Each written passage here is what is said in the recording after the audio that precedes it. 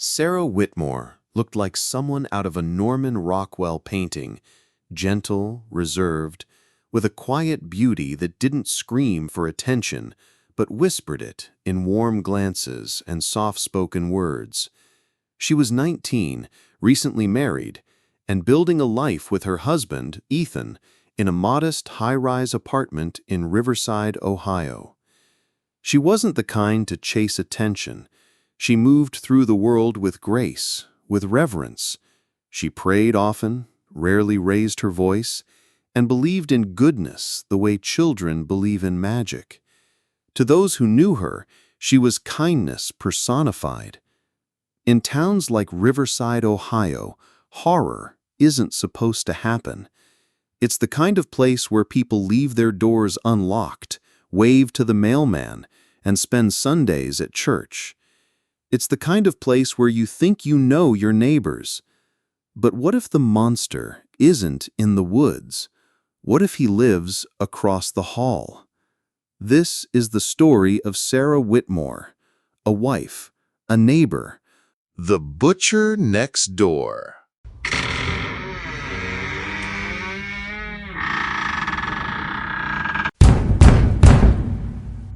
Riverside, Ohio, a town where the biggest drama most days was someone's dog getting loose, a place where doors were left unlocked, neighbors borrowed sugar from each other, and everyone knew your name, or at least your face. And that's exactly why what happened shocked everyone. It was the summer of 2006, Wednesday, August 2nd, the day Sarah Whitmore vanished. That morning was like any other. Ethan left early for his job at the family-owned hardware store. Sarah stayed behind in apartment 709, where she typically spent her mornings cleaning, reading, or praying.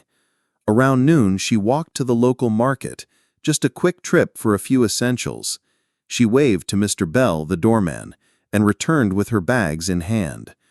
But she forgot a few items. So, around 1 p.m., she called Mr. Bell and politely asked if he could run the errand for her, just a couple of things. She told him she'd be waiting in her apartment. He returned within 30 minutes and knocked on her door. No answer. He knocked again. Still nothing. Thinking she might be in the bathroom or stepped out for a second, he left the grocery bags at her door. Hours passed. At 5 p.m., Ethan came home. He immediately saw the groceries, still untouched. His heart dropped. He unlocked the door, stepped inside, and called her name. No response. The apartment was clean, the couch perfectly fluffed, the kitchen in order. Nothing broken, nothing out of place, except Sarah was nowhere to be found. Ethan called her phone. No answer. Called her parents. They rushed over. By 6:30, neighbors were searching the hallways and nearby streets. Police were notified by 10 p.m., and a missing person report was filed. She was described as petite, devoutly religious, and deeply private. But there were no signs of forced entry, no signs of struggle, no screams, no blood, just absence. Surveillance footage showed Sarah entering the building that afternoon, but no footage showed her leaving. By the 5th day, the case was growing cold. No new leads, no sightings. Then a call came in to the Riverside Police Department. It was Monday, August 7th. A group of teenagers had been walking along Marlowe Canal, a quiet, slow-moving waterway just outside town, when they spotted something floating among the reeds. At first, they thought it was trash. Then one of them noticed it looked like skin. Police responded immediately. What they found was the stuff of nightmares. Along the muddy edge of the canal were small, scattered human remains, part of a forearm, a hand, strips of skin, several fingers. There was no head, no legs. The coroner's office rushed the remains for analysis. Preliminary findings? The parts belonged to a young woman, likely aged 18 to 21. Death occurred approximately 5 days earlier. Fingerprint analysis confirmed the worst. The remains were Sarah Whitmore's. This was no longer a disappearance. It was murder. Ethan was brought in for questioning. He was broken, confused, grieving. He insisted she would never run away. Someone took her. Detectives started looking inside the building. Again. Then, a name kept popping up. Someone who had mostly flown under the radar. Roger Grant, the quiet neighbor across the hall. Middle-aged, worked as a barber. His wife, Dolores, had been out of town that week, visiting their daughter in Toledo, preparing for the birth of their grandchild. Roger was alone, and detectives noticed 3 strange things. 1. He paid off 3 months' rent on his apartment, in cash. 2. He paid off overdue rent on his barber shop, in cash. 3. Then he left town abruptly, saying he was visiting his wife. Roger had been financially unstable for months, so where did this sudden cash come from? When police questioned him, he simply said, "A friend owed me money, paid me back. Lucky break." Detectives weren't buying it. They obtained a warrant. Roger's apartment was neat, almost too neat. But in the bathroom, forensic lights revealed blood smears near the tub and inside the drain. In the kitchen, trace blood on the fridge handle. Then, under the sink, human femur bone, wrapped in plastic, hidden beneath garbage bags. In the bedroom closet, they found a duffel bag filled with torn women's clothing, a scarf, a long dress, all blood-soaked. That's when Roger sat down and confessed. His words were hollow, robotic. He whispered, "She trusted me. I told her Dolores wasn't feeling well, asked her to come over. She walked right in."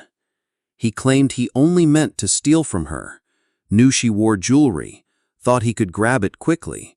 But when she entered and sensed something was off, she asked too many questions. He panicked, wrapped his arms around her neck, squeezed, harder than he meant to, until she went limp. Then silence. He didn't cry, didn't try to run. He just sat. Hours passed before he moved her body to the bathtub. The next morning he bought cleaning supplies and a butcher knife set. What he did next horrified even veteran detectives. Over the course of 3 days, he dismembered Sarah's body with surgical precision. He flushed smaller parts, organs, tissue, down the toilet, stored larger parts in bags in the freezer and under the bathroom sink. On Friday night, he called a friend with a pickup truck, said he had spoiled meat to dump. His wife was pregnant, didn't want to risk her health. They drove across town, dropped one bag into Marlow Canal, another into Lakewood Creek, one behind an abandoned strip mall. All the while, news of Sarah's disappearance spread across the city. Roger watched it unfold from the couch. What unraveled his perfect crime? A single glove found near the canal. Conservative, feminine, soaked in mud. DNA traced it back to Sarah. Fibers matched those found in Roger's apartment. When detectives knocked, he didn't resist, didn't ask for a lawyer, didn't deny a thing. In court, Roger showed no emotion, no apology, no explanation. He was convicted of first-degree murder, desecration of a corpse, and obstruction of justice, sentenced to death by lethal injection. Sarah Whitmore was 19, newly married, a woman of faith, kindness, and quiet strength. She died not in some far-off alley or unknown forest. She died 10 feet from her own front door, killed by someone who smiled at her in the hallway, someone who waved, "Good morning." Sometimes monsters don't wear masks. They wear aprons. They cut hair. They say hello. And sometimes the greatest horrors live right next door. If you've made it this far, it means you've engaged with the story, and I hope you'll engage with this video as well. Please don't forget to like, subscribe, and hit the bell. See you in the next one.